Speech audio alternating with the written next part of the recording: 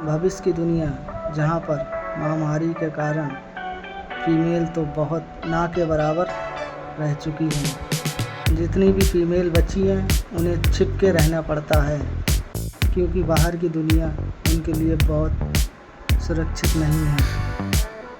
क्योंकि कोई मेल को एक फीमेल मिल जाए तो उसका आखिरी जान तक इस्तेमाल करता रहेगा जब तक उसका मन नहीं भरेगा, और मन तो कभी भरता ही नहीं है।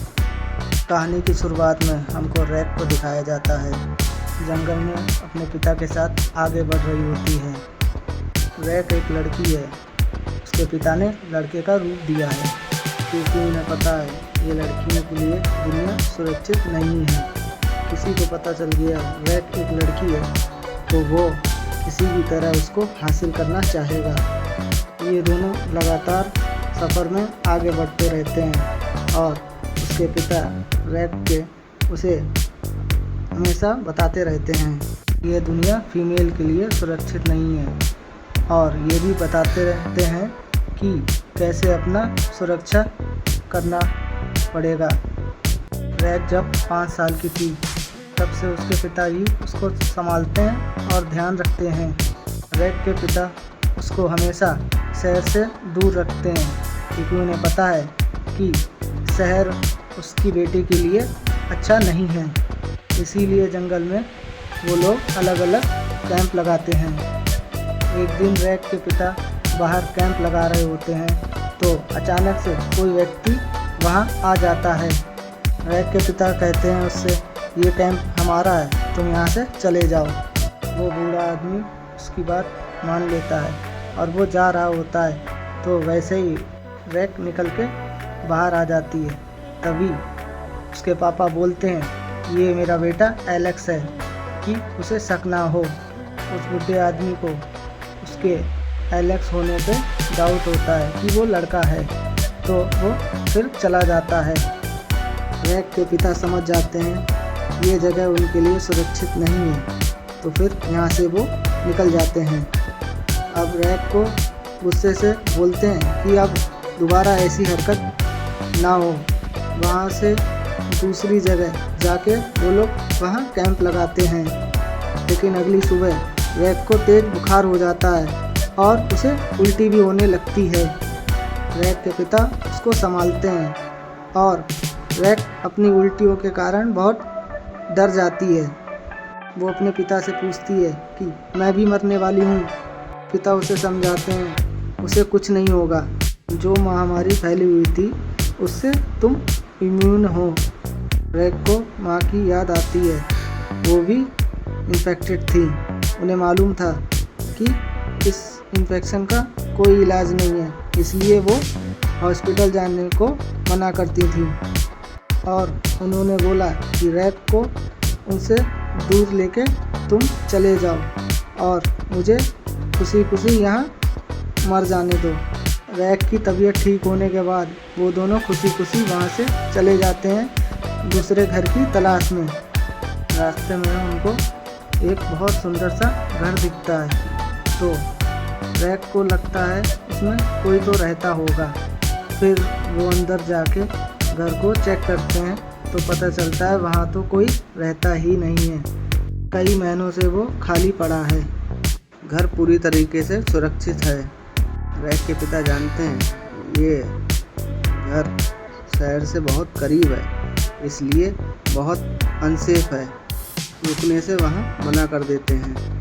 रैक उनसे रिक्वेस्ट करती है, तो कुछ दिन के लिए वो रुकने के लिए तैयार हो जाते हैं। रैक वहाँ पर रुकने जाने से बहुत खुश होती है और खिलौनों को देखती है और खेलने लगती है, और उसके पापा घर को और सुरक्षित करने का कोशिश करते हैं।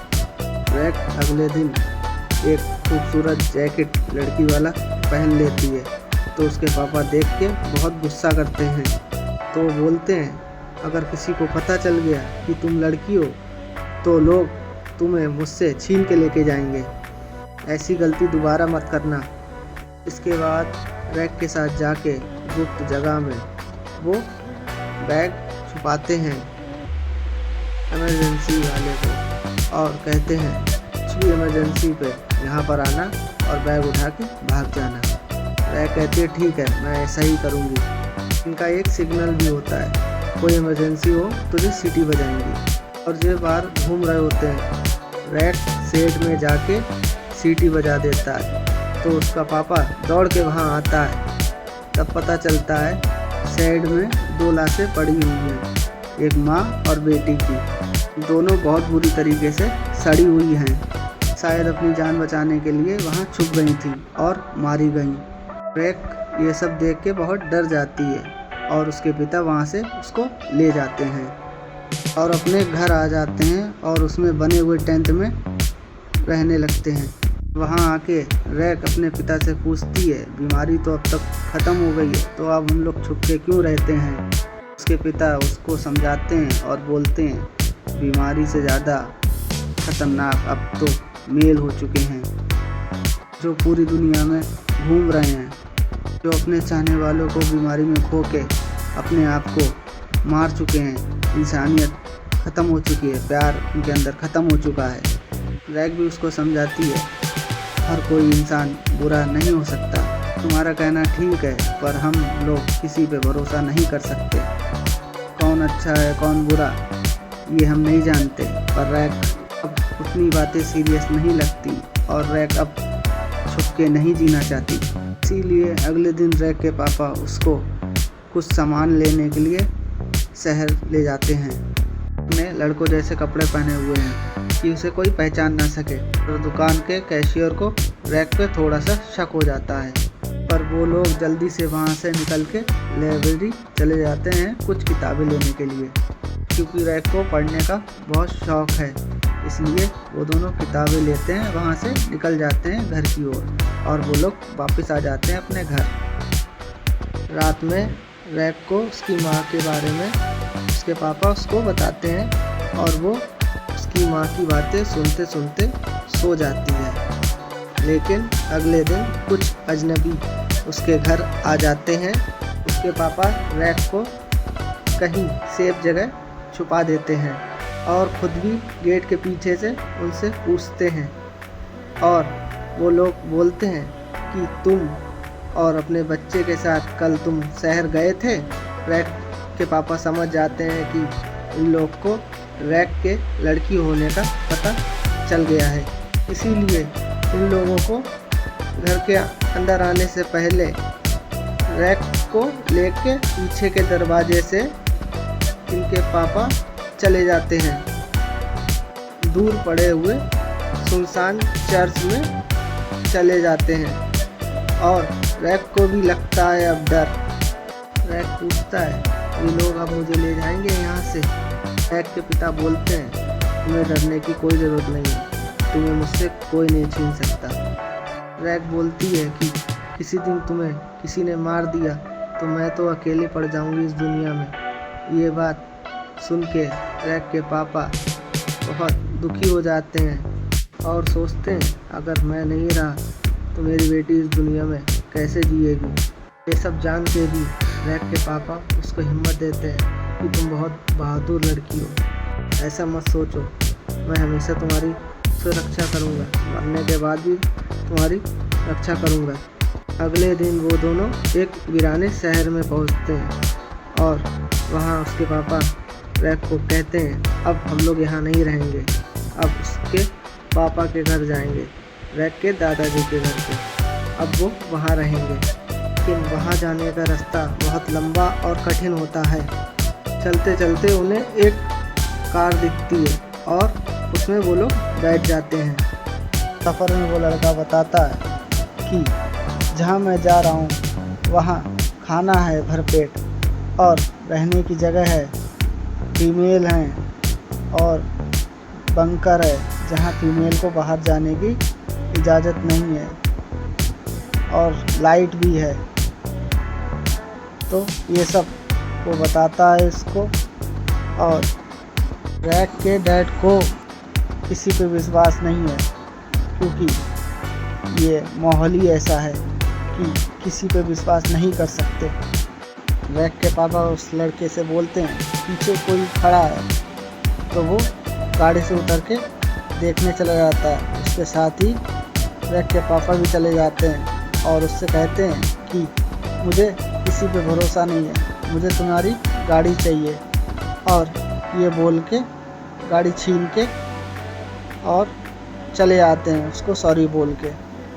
उसके बाद ये दोनों बहुत लंबा सफ़र करने के बाद एक बर्फीले ठंडे इलाके में पहुंच जाते हैं। पहाड़ के ऊपर रैक के दादा का घर है और जल्द ही ये दोनों घर के अंदर बेल बजा के घुस जाते हैं। पता चलता है कि यहाँ पहले से ही 3 बुजुर्ग आदमी रह रहे हैं।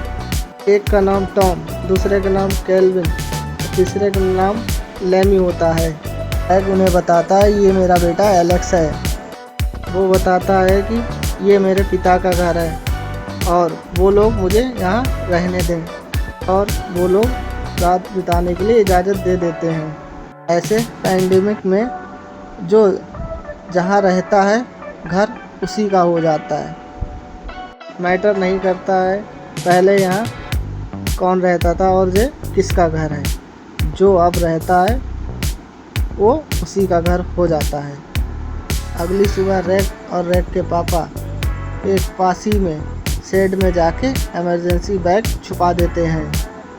बाद में टॉम उन्हें खाना देता है और रैक के पापा को काफ़ी दिनों बाद एक सुरक्षित जगह लगती है। साथ ही तीनों लोग रैक के पापा को भरोसेमंद लगते हैं। रैक के पापा कुछ दिन वहाँ रहने का फैसला करते हैं। काफ़ी दिनों बाद ये दोनों अपनी लाइफ को एंजॉय करते हैं और खुशी से रहते हैं। और उसके डैड स्नोमैन बना के उसको बताते हैं, दिखाते हैं और लाइफ एंजॉय करते हैं। साथ ही टॉम की शिकार करने वाली बंदूक को साफ करने में मदद करती है रैक। रैक के साथ वक्त बिता के टॉम को शक हो जाता है कि ये लड़का नहीं लड़की है। उसके पिता एक बार फिर से कहते हैं कि नहीं, ये मेरा बेटा एलेक्स है, कोई लड़की नहीं। टॉम कहता है कि मैंने भी पत्नी और बच्चों को खोया है और पोता पोतियों को खोया है, इसलिए मैं तुम्हारा बुरा नहीं करूँगा। ये सुन के वो भी ये कह देता है कि हाँ मेरी बेटी है और फैमिली फ़ोटो दिखाता है। और उसके बाद टॉम रात में एक न्यूयॉर्क के बारे में उसको बताता है जहाँ पर फीमेल पूरी तरीके से सुरक्षित हैं।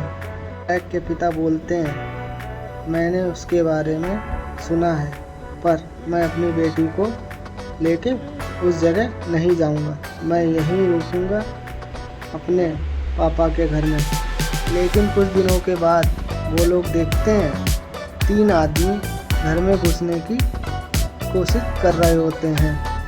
दरअसल जो लोग घर में हैं, तीनों लोग, उनको सबको पता चल चुका होता है कि ये बेटी है, बेटा नहीं। और ये जाता है और केल्विन से बोलता है कि 3 लोग सीधे आ रहे हैं। वो अपने दरवाजे को बंद कर देते हैं। रैक के पिता समझ जाते हैं इन्हीं लोगों ने उन लोगों को बुलाया है, केल्विन ने धोखा दिया है। और केल्विन ने ये भी बता दिया होगा कि ये एक लड़की है। अपनी बेटी को लेके एडिट में चले जाते हैं। एक वहाँ खिड़की होती है और रैक को खिड़की से नीचे लटका देते हैं और बोलते हैं तुम शेड में जाके छिप जाना, और वहाँ से रैक को फेंक देते हैं और वो नीचे धड़ाम से गिर जाती है और वहाँ से चली जाती है। और एक आदमी एडिट में आ जाता है और रैक वहाँ छुप के उस पर हमला कर देते हैं और उसको मार देते हैं। और जब वो नीचे आ रहे होते हैं तो उसका दूसरा साथी आ जाता है। रैक के पिता अपनी बेटी के पास पहुँचना चाहते हैं, इसलिए उस पर भी हमला कर देते हैं और उसको भी ख़त्म कर देते हैं। जब वो नीचे आ जाते हैं तब देखते हैं टॉम और लेमी को उन लोगों ने पहले ही मार दिया है। घर से बाहर निकलते हैं तो तीसरा बंदा भी आ जाता है और उससे भी हाथापाई होना शुरू हो जाती है। वो पूरी तरीके से उन पे हावी होता है। तभी पीछे से रैक आ जाती है। हाथ में उसके टॉम की गन होती है, जिसे साफ करने में उसने टॉम की मदद की थी। उस बंदूक से गोली चला देती है और तीसरे हमलावर को मार देती है और अपने पापा की जान बचा लेती है। उसके पापा उठ के उसको गले से लगाते हैं। उसे बाहर लेकर साइड में आ जाते हैं। गोली का एक टुकड़ा उन्हें भी लगा हुआ होता है। रैग उनके शरीर से गोली का टुकड़ा निकाल देती है, जिससे वो बेहोश हो जाते हैं। जब उन्हें होश में आता है तब रैग उनके पास नहीं होती। वो बहुत ज़्यादा डर जाते हैं। बाहर जाके उसे आवाज़ देने लगते हैं और उन्हें लगता है कि मैं रैग को बचा नहीं पाया। तभी दूर से दिखाई देती है रैग एक स्लेज में खाना और ज़रूरत के सामान खींचती हुई दिखाई देती है। उन्हें अपनी बेटी पे बहुत गर्व महसूस होता है कि अब वो मजबूत बन चुकी है। इस बेरहम दुनिया में जीना सीख गई है। रैग उन्हें वापस साइड में लाके उनकी देखभाल करती है और उनके चोट पर पट्टी बांध देती है। उनके लिए खाना भी बनाती है। अब उसके पिता उससे कहते हैं कि हम लोग न्यूयॉर्क टॉम की बताई हुई जगह पे जाएंगे। हम और भी बची हुई फीमेल रहती हैं, तुम वहाँ सुरक्षित रह सकती हो। पर ये कहते कहते वो उदास होके रोने लगते हैं, क्योंकि वो जानते हैं कि रैग को बचाने के लिए हमेशा वो उसके साथ नहीं रहेंगे। रैग भी जानती है और उन्हें गले से लगा के रैग कहती है सब ठीक हो जाएगा। लेकिन वो जानती है कि उसके पिता के जाने के बाद इस दुनिया में उसका कोई भी नहीं बचेगा। यहीं पे यह कहानी ख़त्म होती है। आशा करते हैं यह कहानी आपको बहुत अच्छी लगी होगी। Good day. मिलते हैं दूसरी कहानी की ओर।